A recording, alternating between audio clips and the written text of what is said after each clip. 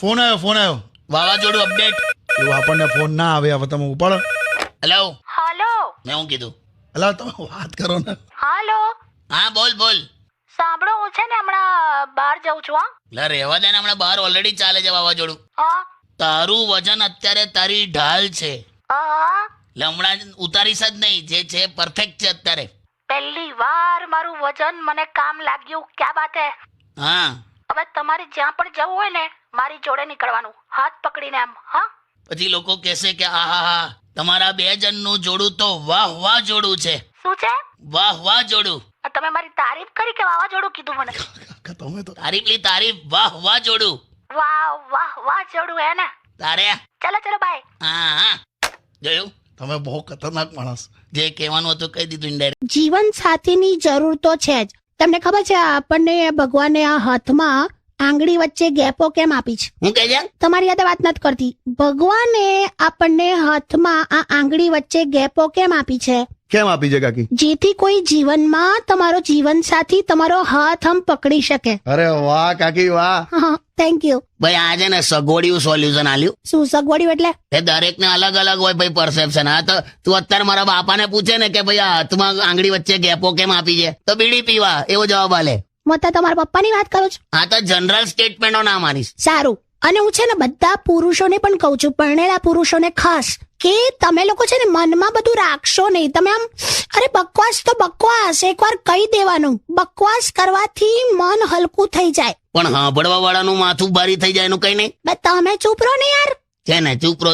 આ હું તમને કહી દઉં મિત્રો, લગ્નનું નક્કી કરવા જાઓ ત્યારે તમે જયારે છોકરી પડતી તમને પૂછું. મને કહે છે અરે એટલે તમને બંનેઓને હા પૂછો ને કાકી. પિક્ચરમાં પેલા હિરોઈનનો લેટર આવતો હોય અને હીરો વાંચતો હોય, તો હીરો વાંચતો હોય તો એનો અવાજ આવવો જોઈએ ને, એના બદલે જે લખે છે એનો બેકગ્રાઉન્ડ વોઇસ આવે. એટલે હિરોઈન બોલતી હોય ચિઠ્ઠીમાંથી. એ શું હશે? એક તો તારો સવાલ સમજતા મને આટલો ટાઈમ થયો, જવાબ હું આલું. હશે તું શોધી કાઢ. હા કે બકા ફટ કરીને ઉડાવી દીધી મારી આખી વાત. એક વસ્તુમાં સરખા જવાબ આપવા નથી તમારે. ના ખબર જ ના જ પાડું નહીં. યાદ આ છે ને એક વસ્તુ કહું તને. શું? મારા લગ્ન થયા ને પછી મને ખબર પડી કે હીરો હિરોઈન ના મળ્યા પછી પિક્ચર કેમ પૂરી થઈ જાય. Stay tuned with કિશોર કાકા only on Radio City 91.1. Yes, કાકી સાથે વાત કરતો હતો કે મહેશભાઈ છે ને પોલીસમાં હવે ભરતી થવા જઈ રહ્યા છે. હે ના પાડી હતી મેં તને, ના બોલતો. અરે સોરી કાકી. એટલે મહેશ એમાં પોલીસમાં જવાનો? હા જશે. તમારું છે? ચાલો. જો કશું બોલતા નહીં. હું કઈ બોલ્યો પણ એટલે પાસ થઈ ગયો ફિઝિકલ ટેસ્ટમાં. ના, આજે ગયો છે ટેસ્ટ આપવા. મને ખબર નથી શું થયું છે. બહુ દોડવું પણ 20 મિનિટમાં 5 કિલોમીટર દોડાવે છે. આ તે દોડશે. મેં એને પ્રેક્ટિસ કરતા જોયો છે. શેમાં? ચોર પોલીસ રમતો તો? તમે શાંતિ રાખો. એ છે ને સોસાયટીનું કૂતરું એની પાછળ દોડાઈને પ્રેક્ટિસ કરતો હતો. લે બોલો. અરે એને હવે જે રીતે કર્યું હોય. તમારે શું છે? પણ આમાં એનું ચેસ્ટ નું માપ પણ લે, છાતીનું માપ હોવું જોઈએ. 80 કે 90 સેન્ટીમીટર કેવું કંઈક આવે છે. અને પાછું છાતી ફૂલાવાનું પણ કે ફૂલવી જોઈએ. અરે અમારા ફેમિલીના કિસ્સા એટલા સરસ છે ને, એટલા બધા ગર્વ થાય એવા છે ને કે એની એમને એમ છાતી ફૂલેલી જ રહેશે. એવી છાતી ફૂલવાની વાત નહીં ચાલતી ભાઈ. ઓ આ ફિઝિકલી સેન્ટીમીટરમાં મપાય. એ જે હશે હવે છોડો ને. જે હશે તે ભાઈ, હવે એને કરવું હોય તો કરે. ગઈકાલે જ મને કહેતો હતો કે કાનૂન કે હાથ લંબે હોતે. તે શું કરશે? લાંબો હાથ કરી. તો ઉપાડો ને, તમારી બાજુ જ છે. હેલો. હાલો, સાંભળો. હા હું થયું? સાંભળો, હું પપ્પાના ઘરે જાઉં છું હમણાં તાબડતોબ. હું થયું લા? અરે તમને હસવું આવશે, તમે મજાક ઉડાવશો. હું થયું બોલ ને હવે. પપ્પાના માથા પર પંખો પડ્યો. પંખો પડ્યો? હા યાર, બહુ વાગ્યું છે. પેલો અંદરની રૂમમાં હતો તે ને? હા એ જ પડ્યો. મેં કીધેલું એમને પહેલા કીધેલું, મેં કોઈ ભયંકર અવાજ કરે છે આ પંખો. પણ હવે શું કરું યાર? પણ એ માનતા જ નહીં તો હું કરવાનું. મેં કીધું કેટલો અવાજ કરતો હતો, ખટાખટ ખટાક. મેં કીધું આ પડશે. હા તો મને શું જવાબ આપેલો તે વખતે? શું કહેતા હતા? કે જો ગરજ તે ઓ બરસતે નહીં કે. ઓકે.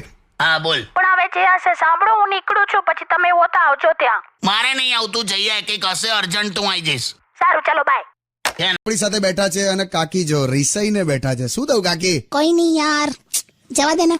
આ માણસ મને કશું અપાવતો નથી. એવું ના બોલીશ. આજે જ બોલ. મેં તારા માટે કેટલું વિચારીને એક ગિફ્ટ લીધી છે. સાચે? આમ જો જા બારીમાં આય. જો નીચે પેલી નવી નક્કોર લાલ ગાડી દેખાય છે? હા. બસ એવા જ કલરની મેં એક લિપસ્ટિક લીધી તારા માટે. હટ કંજૂસ માણસ. તને ખબર છે ભઈલું? શું? મારા ચણિયાનું નાડું તૂટી ગયેલું ને, તો મેં અમને એમ કીધું કે લાવ તમે મને 20 રૂપિયા આપો, નાડું લેવું છે. તો એમણે મને ચિંગમ ખેંચીને આપી દીધી કે લે આ નાખી દે. કે કંજૂસ માણસ. એ તો એ વખતે મેં ચિંગમ ચાવતો તો એટલા માટે ખેંચી આમ મેં તો પોળી થઈ વ્યવસ્થિત, અને તારે ઉતાવળ હતી એટલે મદદ કરો પછી વાપરવાનું આપણે. કંજૂસ સાવ. જો છે ને તું મને તો કંજૂસ કહીશ જ નહીં. તા બાપાનો જૂનો ધંધો યાદ છે ને? હાલો બસમાં એના જૂના એક્સરે બતાડીને લોકો પાસે પૈસા ઉઘરાવે કે મેરે કો છાતી મેં કાણા પડ ગયા હે. સ્ટુડિયોમાં છે કાકી, તમે કઈક કહેતા હતા. અરે તું એમ કહેતી હતી કે વોટ્સએપ છે ને આપણને બહુ આગળ લઈ જાય. એવું કઈ રીતે? જો ને હું બસમાં આવતી હતી, મારે પાછલા સ્ટોપ પર ઉતરવાનું હતું, એના બદલે આગળ જતી રહી. હા, હા. એટલે તે જોક માર્યો એમ મારી સામે? અરે હું કશું બી કરું તમને નથી ગમતું. હાલી આવે હું સમજાવું છું. તારું દિલ છે ને દિલ, હા એ બસના કંડક્ટર જેવું જ. એટલે કેવું? દરેક ને તું પણ આઈ જા, તું પણ આઈ જા, તું પણ આઈ જા. તો શું કરવાનું? છોકરીઓના દિલ અત્યારે નેતાઓના રાજીનામા જેવા થઈ ગયા છે. માંગે તો આપે જ નહીં યાર. ખોટી હોશિયારી ના મારી સામું. પણ કાકા દર વખતે આપણે જ એપ્રોચ કરવાનું. કાકા એવું તો શું કરું કે છોકરી મને સામેથી બોલાવે? રિક્ષા ફેરવ. બે યાર તમે કઈ ની વાત કઈ લઈ આવો છો? પાડોશમાં ઘૂસીને કોક સર્જિકલ સ્ટ્રાઇક કરે તો તને ગમશે ને? ઓહ, એટલે આ વાતને મુદ્દો બનાવીને પેલી બાજુવાળી વાસંતીનું કમ્પાઉન્ડ ક્રોસ ના કરતા તમે. ઓહો, સમજી ગઈ બધું હે? તો કઈ એવી ડોબી નથી હું. હાલી આવે મસ્તી કરું બાપા. મારે તો ખાલી મોબાઈલ ફોનમાં જ સેટિંગ છે, રિયલમાં નથી, ચિંતા ના કર. પણ તને શું લાગે છે આ પડોશી મુલ્ક સુધરશે? અરે તમામ સુધરી જશે, જોજો ને. મને તો એવું લાગે છે કે બહુ કઈ ફરક નહીં પડે.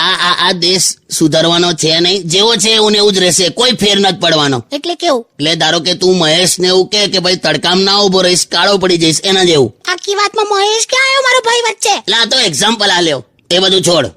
હું તને કહું છું, તે કોઈ દિવસ તારા જિંદગીમાં એવું કંઈક કર્યું કે જેનાથી મારું માથું અદ્ધર થાય? કેમ રોજ માથા નીચે તક્યો તો મૂક્યા પૂછ. બે હું નહીં બેઠો, બે તું સોંગ વગર લા. તમારા ડિસ્કશન જ મોટા અવાજ ના હોય છે. હા ભાઈ, પાર્લામેન્ટ હું થયું પણ? કઈ નહીં, હવે જવા દે ને. ના ના, શું કામ જવા દે? તારો વાંક આવે એટલે જવા દે. અરે એમાં શું થયું? ઉભી રે ના, મને કહેવા દે. હમણાં છે ને અમે બહાર જવાના હતા, તો મેં આને એમ કીધું કે પેલી મોટી પેટી છે ને એ કાઢી લેજે કપડા ભરવા, હા અને ત્યાં ઠંડી હશે એટલે મારો કોટ લઈ લેજે. હા બસ હવે આટલું બોલીને હું નીચે ગયો ને બહાર પેલા બધા સોસાયટી વાળા આયા હતા, એમની હાથે ઉભો હતો. તો આ બારીમાંથી મોટેથી એવું કે સાંભળો કે તમારો પેટીકોટ તૈયાર છે, પેટીકોટ લઈ લેજો, પેટીકોટ. થાય હવે. હું થાય હવે? બંને શબ્દ અલગ અલગ છે. પેલા બધા હસી પડ્યા મારા પર, ખબર છે? પેટીકોટ પહેરતો હશે એવું ના થયું એમને? સારું, હવે કઈ નહીં, છોડો, હવે ના પહેરશો બસ. હું બોલી કઈ નહીં. કોઈ કોન્સેપ્ટ જ ક્લિયર નહીં ને. પ્રોબ્લેમ તારો તઈ જ છે. છોડો ને યાર કાકા. એવું નહીં યાર, આજે હમણાં મને આવીને હું કે ખબર છે કે તમને ખબર છે ડેન્ટિસ્ટ ની ત્યાં પણ વગર દાંતનું છોકરું જન્મે. જૂનામાં જૂનું શું મળ્યું માળિયામાંથી? મારી ગર્લફ્રેન્ડ નો લવ લેટર મળ્યો. બોલ. સાવ ગપ્પા મારે છે, કોરું પાનું હતું ખાલી. એ તો એ વખતે બોલચાલ બંધ હતી અમારી એટલે. જાવ ને યાર. દિવાળીમાં હું ઘરે આવું એટલે શું ખવડાવશો? તું આવજે ને ખાલી બંને બહાર ખાઈ આવીશું. કેમ કાકી કશું બનાવવાનું નથી? અરે મને કશું બનાવવા જ નથી દેતા. અલા પણ શીરો બનાવે એમાં હિંગ અને અજમો કોણ નાખે? તમને શું ખબર પડે?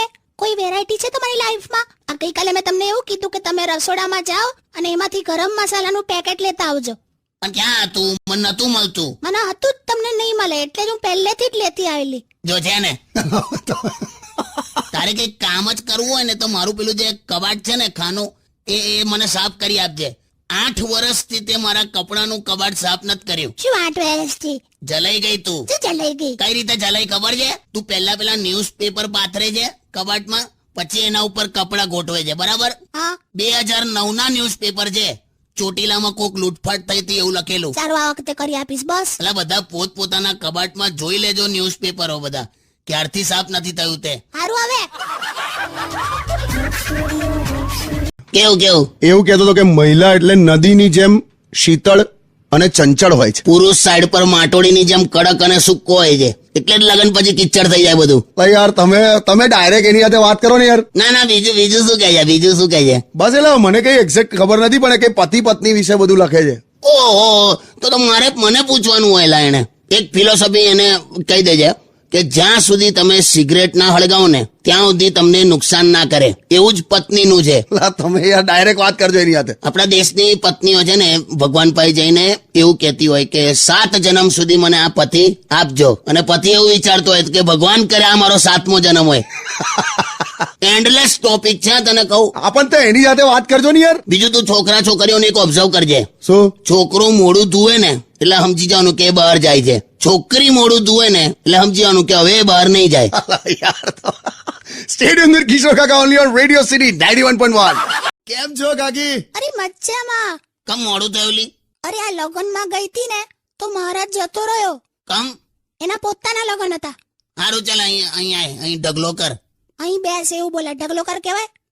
એવું નહીં યાર, આજે હમણાં મને આઈને હું કે ખબર છે કે તમને ખબર છે ડેન્ટિસ્ટ ની ત્યાં પણ વગર દાંતનું જ છોકરું જન્મે. અરે નથી ખબર મને, એટલે મને આમ કે ડેન્ટિસ્ટ હોય ને ત્યાં તો આમ દાંત વાળું જ હોય ને એમ. અલી કુદરતી વસ્તુમાં ના ફેરફાર હોય. હવે તું હરદ્વાર જઈને નળ લઈ આવે તો બાથરૂમમાં ગંગાનું પાણી આવે. સારું સોંગ વગાડ.